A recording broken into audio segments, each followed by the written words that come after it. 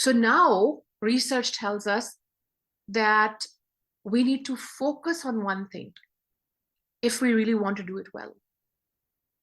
And if we really want to pass the test of this life well, then we need to be like Ibrahim AS, who was Haneef. He was focused on Allah subhanahu wa ta'ala. He did not get distracted by this dunya, this world, or all of the beauty, the glitter, or what Allah had created. He could see beyond them to their creator. And he wanted to connect with Allah subhanahu wa ta'ala. And this is as a dua or as an ayat, we can also read when we stand and pray before we start our prayer. It's a reminder for us to just disconnect from the dunya, from everything else around us, turn our face toward Allah, our entire focus, and just connect with Him. And he said, وَمَا أَنَا مِنَ الْمُشْرِكِينَ. I'm not of those who commit shirk. If the entire world is committing shirk, I will be the sole fighter who will stand as Haneef. When he declares this, what happens? وَحَاجَّهُ قَوْمُهُ. His people started arguing with him. They have this prejudice already in place.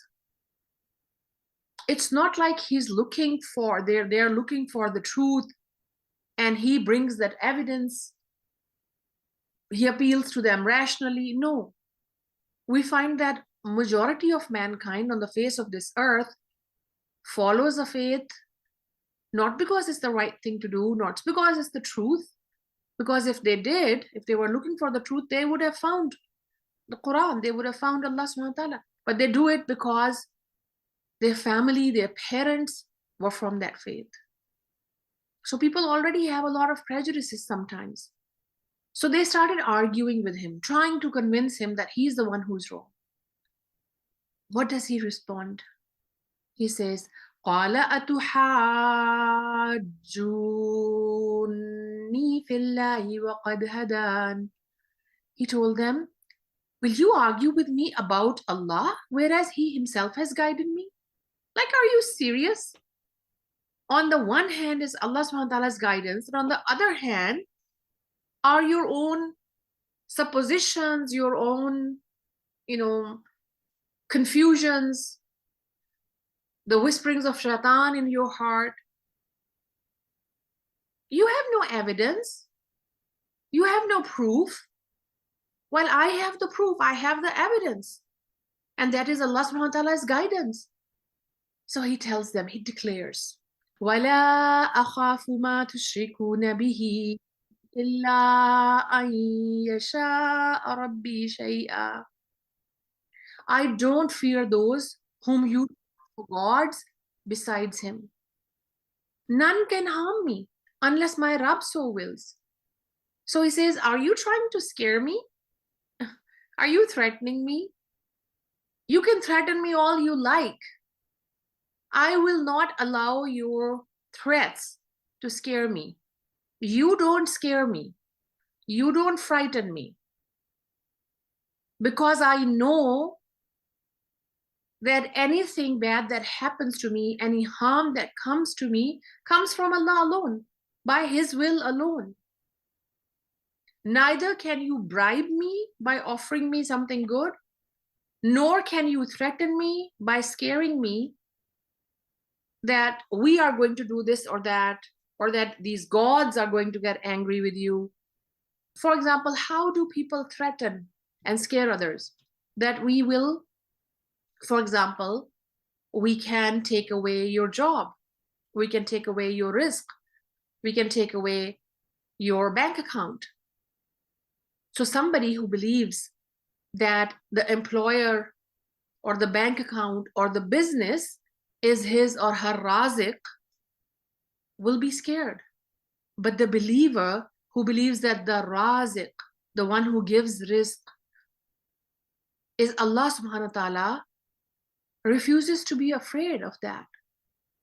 Somebody who believes that my honor lies in the hand of other people, and if somebody threatens you that, we will spread lies about you and will affect your reputation, a mu'min, somebody who is a real believer in Allah subhanahu wa ta'ala, says, no, you can't threaten me with that. وَتُعِزُّ مَن تَشَاءُ وَتُذِلُّ مَن تَشَاءُ. Allah gives honor to whomever He wills, and Allah dishonors. Izzat and zillat, honor and dishonor, lies in the hands of Allah alone. Somebody says, I will kill you. A mu'min says, no, you can't threaten me with that. I'm not afraid. I know that only Allah controls my life and my death. So he says, really? You're scaring me? I don't fear those whom you take for gods besides Him, meaning Allah. None can harm me unless my Rabb so wills. And if Allah wills a harm, if Allah wants to put us in trial, nobody can avert that trial. And he says, وَسِعَ رَبِّ كُلَّ شَيْءٍ عِلْمًا. The knowledge of my Rabb encompasses everything. You think that you are smarter than Allah subhanahu wa ta'ala? You know more than Him? That you will harm me and He will not know? That you will bribe me and He will not know? He says Allah knows everything. أَفَلَا تَتَذَكَّرُونَ. Why don't you get admonition? Why don't you take heed? Why don't you understand or remember? وَكَيْفَ أَخَافُ مَا أَشْرَكْتُمْ وَلَا تَخَافُونَ أَنَّكُمْ أَشْرَكْتُمْ بِاللَّهِ مَا لَمْ يُنَزِّلْ بِهِ عَلَيْكُمْ سُلْطَانًا فَأَيُّ الْفَرِيقَيْنِ أَحَقُّ بِالْأَمْنِ إِن كُنتُمْ تَعْلَمُونَ. Oh my God, this is such an amazing ayat. He says, why should I fear your idols when you are not afraid of your actions of making them partners with Allah, for which He has not given you any sanction? He has not given you any authority to do that. There is no proof that there are all these gods. There is no proof that anybody else other than Allah controls your life or your honor or your risk, your destiny. You are not scared of associating these partners with Allah. You are the ones who are committing the crime. I'm not the criminal. You are the criminals. You are living in the world that Allah subhanahu wa ta'ala created. And you are not acknowledging Him as your Lord. You are not giving Him His due right as your Lord and your Rabb. I'm not the criminal. I shouldn't be afraid. You should be the ones who should be afraid. You are breaking His laws. I have the evidence, the proof that I see from observing everything in the universe, that everything is obeying a single Lord. You have no evidence that there are many gods out there. You are the ones who are lying. I'm the one who is truthful. You want me to be afraid of you? No way. So you see how strong, how powerful his response is? You threaten me? You can't. You're trying to scare me? You can't scare me. I'm on the right track. He says, which one of the two parties of us deserve to feel secure? Tell me if you know the truth. If you are truthful, who should feel peace? I should be feeling the security because I'm doing the right thing. You are the ones who are the criminals. You are the liars. So don't come and tell me that. Allah subhanahu wa ta'ala tells us, الَّذِينَ آمَنُوا وَلَمْ يَلْبِسُوا إِيمَانَهُمْ بِظُلْمٍ أُولَٰئِكَ لَهُمُ الْأَمْنُ وَهُمْ مُهْتَدُونَ. We're coming to the closing ayat of today's section of the Quran. And this is a takeaway ayat, a learning outcome for us. What is Allah subhanahu wa ta'ala telling us? الَّذِينَ آمَنُوا. As a matter of fact, those who believe, those who have iman. But then Allah puts a condition there. وَلَمْ يَلْبِسُوا أَيْمَانَهُمْ بِظُلْمٍ. And they do not taint their faith with wrongdoings. أُولَٰئِكَ لَهُمُ الْأَمْنُ. they will feel more secure. وَهُمْ مُهْتَدُونَ, and they will be better guided. So like Ibrahim alayhi salam, we need to have that iman, that complete belief, that conviction that there is only one God. And then we should not taint that with any uncertainties. We should not taint it with any kind of shirk. What is shirk akbar versus shirk asghar? Akbar means the big, the greater shirk. And asghar means the smaller, the lesser shirk. Sometimes people commit shirk that you can actually see very clearly. For example, somebody worships a statue or worships like, a tree or the sun or the stars or the fire. There are lots of people who worship the fires. There are lots of people who worship the mountains. Sometimes in countries like Pakistan, we see people worshiping dead bodies. Even if they were good people who are lying in their tombs, we are not allowed to go there and do sajdas and ask them, no matter how pious or how good they were when they were alive. So these are the kind of things that you can clearly see. But then there's a shirk asghar. It's a lesser shirk. It's like it's more confusing because it's very subtle. And what is that? When we make our own nafs, our own desires, our own self, our own wants and wishes greater than Allah subhanahu wa ta'ala. When we start worshipping ourselves instead of Allah subhanahu wa ta'ala. And I want all of us to be aware that there is so much of this messaging out there on social media by shayateen, from the jinns and the men. So you have to really be able to understand when you hear somebody talking or preaching something, what kind of messaging am I being conveyed? For example, somebody says, love yourself. Sure, Islam also allows us to love ourselves, but to what extent? Does that mean love yourself more than Allah? No. If we do that, then that's not a mu'min. Love ourselves more than Prophet Muhammad sallallahu alaihi wasallam? No.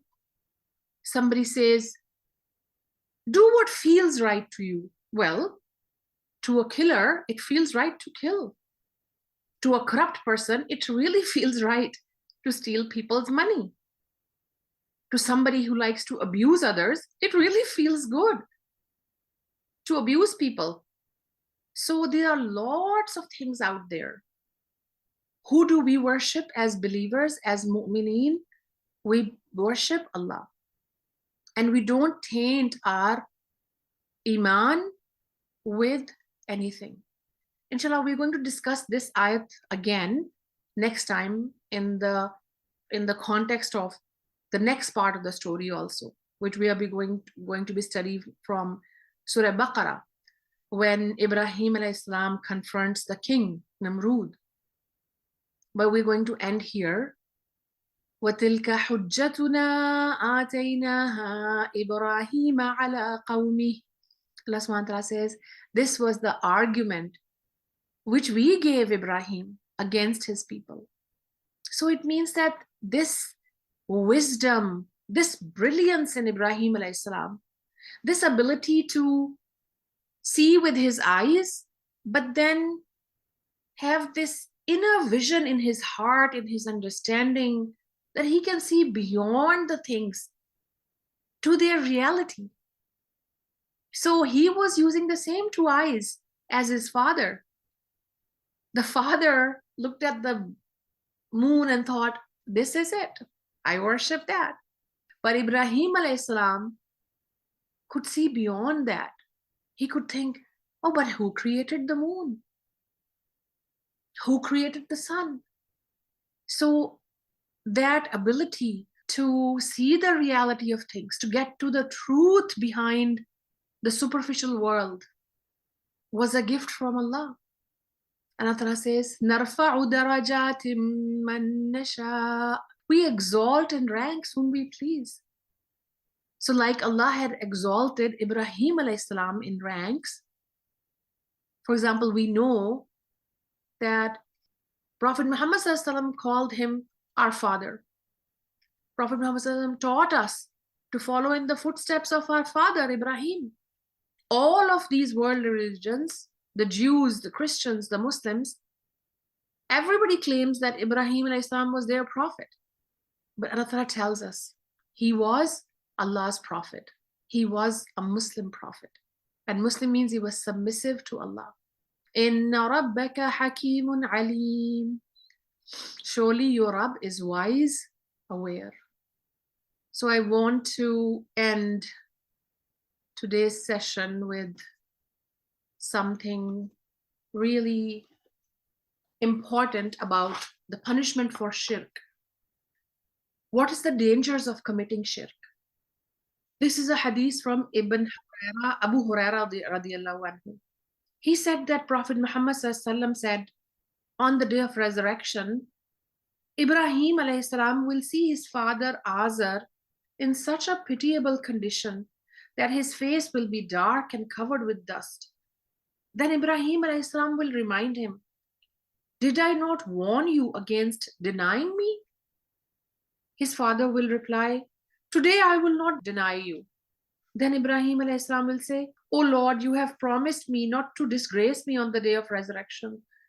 So what will be more disgraceful to me than my wretched father? Allah subhanahu wa ta'ala will say, I have forbidden paradise for disbelievers. I have forbidden Jannah. Jannah is haram for those who disbelieve. And then it will be said, O Ibrahim, look what is underneath your feet. He will look and he will see his father as a hyena, besmeared with dirt, caught by the legs and thrown into hellfire. This is from Bukhari and Muslim. And there's another hadith from Bukhari and Muslim that says, and it's narrated by Anas bin Malik radiallahu anhu, who said that Rasulullah sallallahu alaihi wasallam told him that Allah subhanahu wa ta'ala will say to the least tormented person amongst the people of hell on the day of resurrection, do you have anything on earth that you would give as a ransom to protect yourself against the torment of the fire? And he will say, yes. Then Allah will say, while you were in the backbone of Adam, I had demanded you much less than that. And that is to associate nothing with me.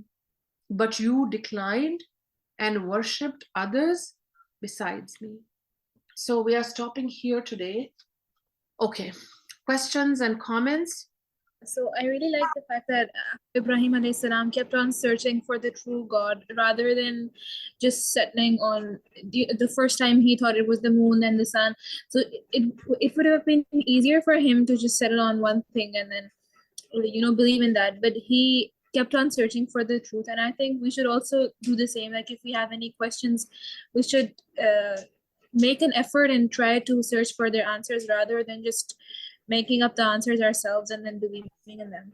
I just want to correct one thing. This is a very common misunderstanding about these ayat. So Ibrahim a.s. was not searching for the true God.